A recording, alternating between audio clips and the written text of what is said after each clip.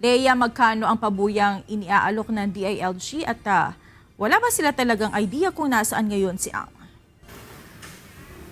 Monica, sinabi ng PNP na mayroon silang mga natatanggap na impormasyon kung saan posibleng matagpuan itong si Charlie Atong Ang. At naglabas nga ang DILG ng 10 milyong pabuya para sa sino mang makapagtuturo para maaresto itong itinuturing na siyang mastermind sa kaso ng missing sabungero na si Charlie Atong Ang.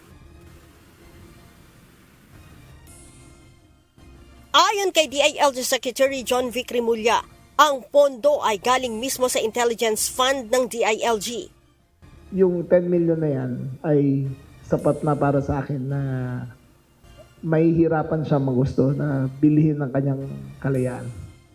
Ang CIDG o Criminal Investigation and Detection Group, sinabi nagpapatuloy ang pagsuyod sa mga ari-arian ni Atong Ang sa iba't ibang lugar sa bansa kabilang sa Batangas, Laguna, Mandaluyong at Pasig City.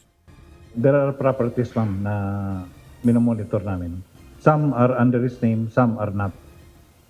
Actually, mahaba po kasi ang ng panahon na paghahanda ni Mr. Atong Ang. That's why there are certain properties na nakagamit siya po ng dami. But we're continually monitoring. There are information, ma'am, coming from informants namin on the ground. All of these are being validated. Marami naman pong tumutulong. Kinumpirma naman ng Bureau of Immigration na nananatiling nasa Pilipinas pa si Atong Ang. Pag-check po namin, wala naman po siyang recent na departure sa aming record. So, dapat nandito po siya. Dahil sa patuloy na pagtatago ni Ang sa batas, itinuturing naman ng DILG na number 1 most wanted person sa Pilipinas si Ang.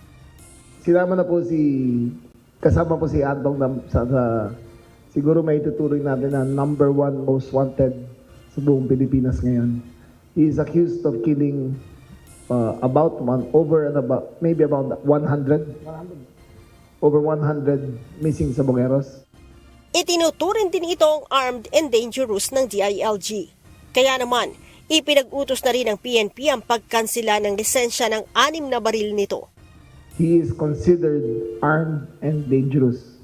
Kahit sabihin na na-cancel ang kanyang firearms, si Atong po ay bumibiyahe ng hindi kumukulang ng 20 ang bodyguard lagi. Sanay po yan sa marahas na pagharap sa mga otoridad. Sanay po yan sa marahas na paraan para masolusyonan ang kanyang mga problema.